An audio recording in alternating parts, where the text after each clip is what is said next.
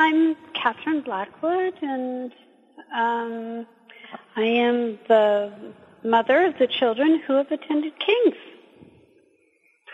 My name is Robb Blackwood. I'm a family physician in Virginia. We are Canadians, both Canadians by birth. We were both born in Edmonton and moved to the eastern part of the country, lived in Prince Edward Island for 11 to almost 12 years. And towards the end of that period of time, our oldest son, Stephen, entered King's as a first-year student, and we moved to the United States in Virginia, where Catherine and I have been for the last 16 years, and during that time, many more of our children attended King's. So how many children have attended King's? 6 in total have attended King's. That's a math question. I was supposed to answer that one. And you have 10 children in all? Yes. Yes, that is true. Including a set of identical twins who both attended King's and just graduated last year, actually. Why have so many of your children chosen King's? I think it started when we decided on sending Stephen to King's, our eldest son. We looked around at the places where he might be able to go when we were in Prince Edward Island, and we really thought that King's offered a really good program. We were really impressed that they had a chapel program as well, and that was something that was important to us. We also had some friends in Halifax at the time, and Rob had an aunt and uncle that lived quite close. And he was our firstborn, and it was going to be very difficult to let go of our firstborn despite having a big family. And we wanted a place close enough to home that we felt that we could remain in contact with him and be able to go visit him. And that was our first introduction to King's, and I think after that, Stephen's influence with his experience was spread down to the rest of the family, and he wanted everybody to experience what he had experienced.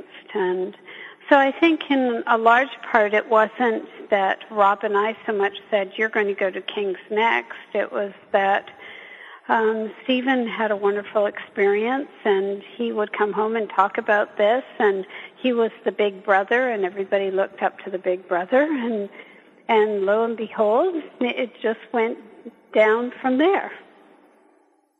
I would say also that there was a real natural fit between our family and King's in terms of spiritual values and academic values and just a general approach to life.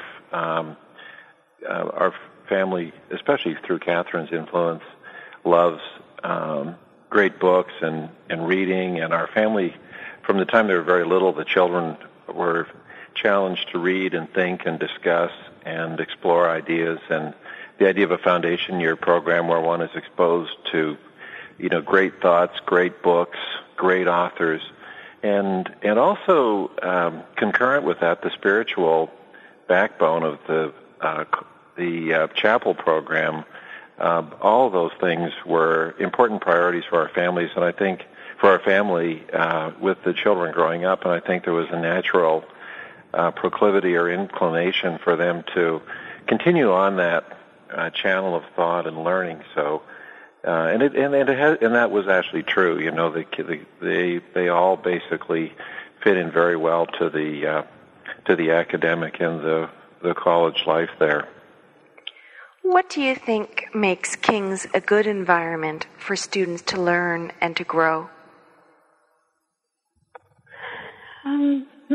Well, one aspect of King's is that it's a small school. It's not a large school. And I think that allows for more communication with professors. The classes are not huge. The students have a lot of interaction among themselves. They're able to, the community itself, I think, is a close community. And that, I think that is one thing that, our children really, really appreciated. And also the chapel program is a wonderful program at King's. Every single one of our children have experienced the chapel program, and they have appreciated it in so many ways, and it's helped them develop in character and just really to develop their spiritual life, and they've really appreciated that. I also can remember that when we sent Stephen, I was really impressed by the selection of books that he was going to be reading, and also that he was going to be able to participate in discussion. And so often in schools and in my own university experience for my first year, that didn't happen. You were placed in a class of, 200 or 300 people. You never interacted with any of the students. And there wasn't a chance to be asked questions or as a student or to be asked a question to a professor or just to respond. That wasn't available. And King's is very different that way. You can interact and ask questions, and you're not your ideas are always accepted. And I think that is very important. Given the number of your children who have attended, did you get the sense that the King's community recognized the family, and was there any sense of, I taught your brother or anything like that? I think I got a call, or I spoke with someone last year, and I can't remember who it was at King's, and they said, this is the first year, and I don't know how long we won't have a Blackwood attending. And it obviously they knew that the Blackwood children were there, so that was wonderful to have heard that. And the kids have really done a lot with King's. They've been dons. They've been Stephen taught. He was a tutor, and Tim and Mike Tim organized the first student music night program, and Mike was on the yearbook. Mike did the yearbook, and Naomi was a don and loved the girls that she was responsible for, and Jessie was a representative for the students, and so they've all been they've just been so involved with King's. So if you had to say in a couple of lines what makes King's unique, what would you say? Well, King's is a wonderful place. The sense of community, the exposure to great literature, great books, great thoughts, great minds, both in the literature and also in the people who are in the faculty who are teaching, and I would say as the young minds develop to the developing minds of other students, and the sense of community that comes out of that, I think, is wonderful as well. And the chapel program, without mentioning, we wouldn't be doing justice without mentioning the influence of Father Thorne in particular, and St. George's Anglican Church, I think, had a profound influence on all of our children as they were students at King's. I think those would be the highlights in my mind. What do you think Halifax contributes to the overall experience? I think Halifax is a great city. The ability to be able to walk anywhere, all the eclectic coffee shops and places for students to be able to go, The ability to be able to hear various kinds of music, anywhere from jazz to pop to classical. I'm a classically trained musician myself, and I was very interested in my children being able to continue on with classical music while they were there, and many of them did, and there was that opportunity. The ability to be able to get out into nature is close. It's right at your doorstep, and the kids often did that. But I think the main one would be that, you could just, from Kings, you could walk to the downtown, and there just was so much available. And it is a beautiful city. Might be a little cold in wintertime, but it is a beautiful city.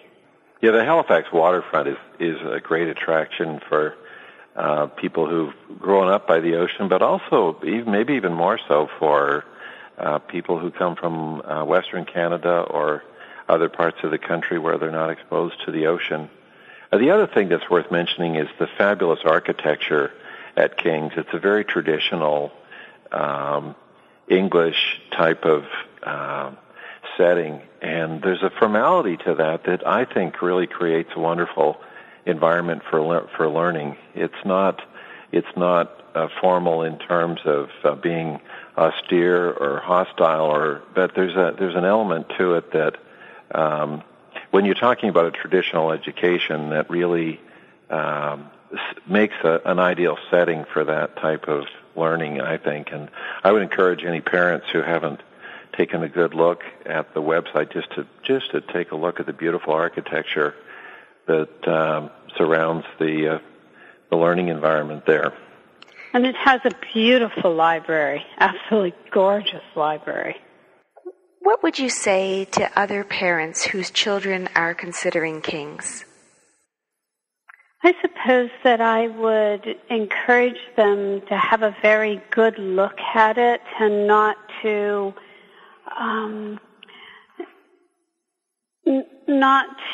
take a second look at it. Just because it's a small university doesn't mean that it will not offer the things that your child or your student may be wanting to do. I really would recommend to any parent who is sending their child away that to remember that bigger is not necessarily better, and that if you want your child to have an independent mind and to be able to think well and to be able to write well, that Kings is a wonderful, wonderful choice. And if you're looking for somewhere for your child to have strong community, to be able to feel like they have somewhere where they can go and be safe or someone to talk to, that Kings is a great place for that. And that if they need something for their spiritual life, that Kings offers that as well. And you just are not going to get that in most universities anymore. It's a unique experience. I would agree with that wholeheartedly, and I would also add that we live in a very complex and modern world with technology and communication and so many complex things in life, and really understanding that world means to understand that world or that aspect of the modern world, one really has to understand how that world came to be the way it is, and understanding the history of Western civilization and Western thought and tracing those themes through history really helps any individual who studies that to understand how the world functions, and furthermore, it gives you a platform on which to understand where the world is going. And I'm not talking about so much the mathematics or the scientific aspect, but the moral and the the thought processes that have brought Western civilization to where it is today. So I'm a big advocate, even though I did not attend a liberal arts university, a big advocate of coming to understand the importance of liberal arts and all that can mean for the development of citizens and indeed democracy today. Now, I would add that I think that that may form a great foundation for education, but it may not be the complete education, that one may need to go on and learn languages and mathematics and get degrees in economics and computer science and medicine and physics and biology and all the other disciplines that will make one even more marketable. But I think those are great additions to a solid foundation or liberal arts foundation education. I would add, too, that I think that it's very important to be able to speak and read well and write well in any job. And if you're going to go on to any field nowadays, being able to represent yourself and be articulate in representing yourself is very important. And King's is very good at that. Would it be accurate to say that many of your children have pursued further education? That would be an understatement. We have most of them have once they've graduated from King's. Stephen has done a master's and then just completed his PhD. Naomi also did a master's. Ben, who is a Dal graduate, actually is in medical school now, and Tim did actually as part of his King's program did a minor in film studies at the European Film School in Denmark last year, and so that was actually part of his King's curriculum. And both Mike and Tim, the twins, spent time in Spain and have degrees in Spanish from King's and Dal, and so you can help me out here, Kath. Nathan went to, as part of King's, did an exchange in Cuba, and then extended his time in Cuba for another semester. And this year went to Colombia to work at a bird reserve for conservation, and a conservation reserve as well. And he is completely fluent in Spanish. As are Mike and Tim. As are Mike and Tim. And Naomi actually went to Italy and was in Italy for quite a while. Jesse studied Latin in Italy, I think for 2 summers. And Stephen also lived in Italy and in France and did a lot of his research for his, I think it was for his master's thesis, but perhaps also for his PhD thesis in France, and is also bilingual in French, and so is Jesse for that matter. So they have really, and all of them have traveled all over. Stephen lived in Europe for quite a while, and so did Naomi. And Ben also went to South America as well. So they're not exactly homebodies. They're citizens of the world. That's for certain, and that's the way we want them to be, definitely. I want them to feel like their 4 corners are not the country that they live in, but the world is their doorstep.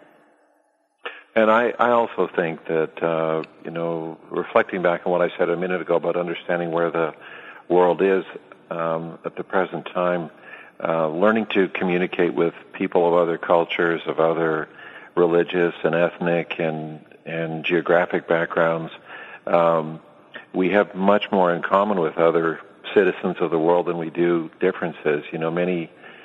Most people want food education, a roof over their heads, and of all cultures. And I think being able to come to that common understanding and learn to speak the other person's language and come to understand the issues of the heart is very important. And I think King's, although it doesn't completely prepare one in all those areas, it certainly lays the foundation on which to build a life where you're a good world citizen.